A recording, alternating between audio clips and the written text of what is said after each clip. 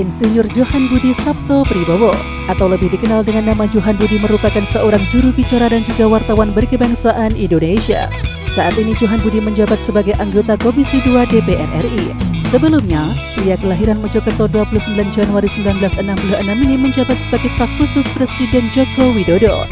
Johan Budi mundur dari jabatannya sebagai staf khusus Presiden karena terpilih sebagai anggota DPR periode 2019-2024. Pada pemilihan umum legislatif 2019, daerah pemilihan Jawa Timur 7 dari PDI Perjuangan.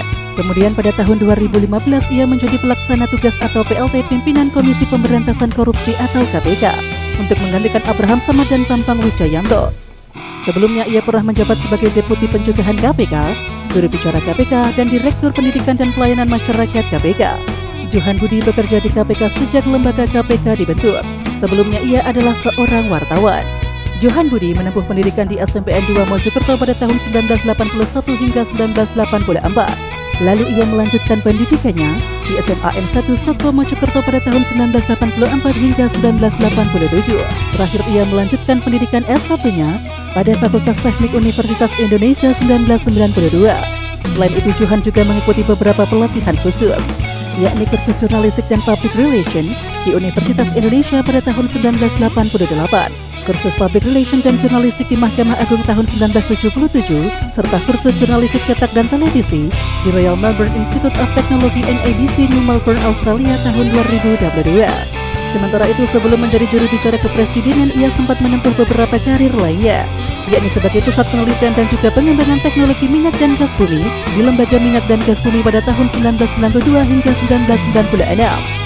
Kolumnis Harian Media Indonesia tahun 1994 hingga 1999, reporter dan editor majalah Forum Keadilan tahun 1995 hingga 2000, editor kolom politik majalah Tempo tahun 2000 hingga 2001, Kepala Biro Jakarta dan Luar Negeri di Tempo tahun 2022 hingga 2023, editor kolom nasional majalah Tempo 2003 hingga 2004, dan editor kolom investigasi di majalah Tempo tahun 2004 hingga 2005.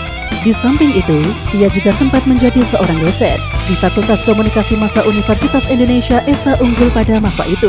Lalu ia melanjutkan karirnya sebagai juru bicara KPK periode 2006 hingga 2014 dan naik pangkat menjadi Deputi Pencegahan KPK periode 2014 hingga 2015 dan juga PLT pimpinan KPK pada tahun 2015.